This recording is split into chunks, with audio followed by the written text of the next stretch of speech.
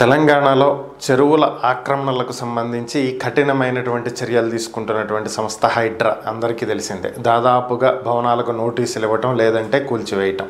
So ఇదే జరుగుతూ వస్తుంది. అయితే ఏపీ మాజీ ముఖ్యమంత్రి వైఎస్ఆర్ కాంగ్రెస్ పార్టీ అధినేత జగన్మోహన్ రెడ్డికి హైదరాబాద్ జూబ్లీ హిల్స్లో ఉన్నటువంటి లోటస్ పాండ్లో ఒక ఇల్లు ఉన్నటువంటి విషయం అందరికీ తెలిసిందే. అయితే ఈ లోటస్ పాండ్లో జగన్కి ఉన్నటువంటి ఇల్లు ఇది కూడా చెరువుని ఆక్రమించి నిర్మించిందే. సో కాబట్టి దీనికి హైడ్రా నోటీసులు ఇచ్చింది అని చెప్పి ఉదయం నుంచి వార్తలు వస్తున్నాయి. అయితే దీనికి సంబంధించే హైడ్రా కమిషనర్ రంగనాథ్ స్పందించడం జరిగింది.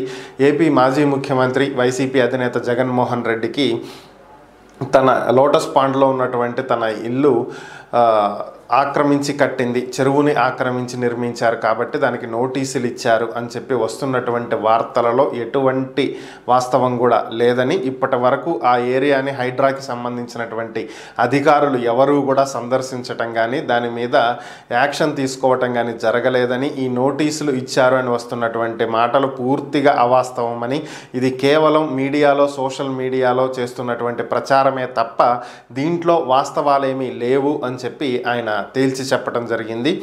అలాగే ఈరోజు ఉదయం నుంచి ఆయన పటాన్ చెరువు ప్రాంతంలో సాకి చెరువులో ఉన్నటువంటి ఆక్రమణల్ని తొలగిస్తూ ఉన్నారు. దీనికి సంబంధించి నోటీసులు ఇచ్చినటువంటి పరిస్థితి.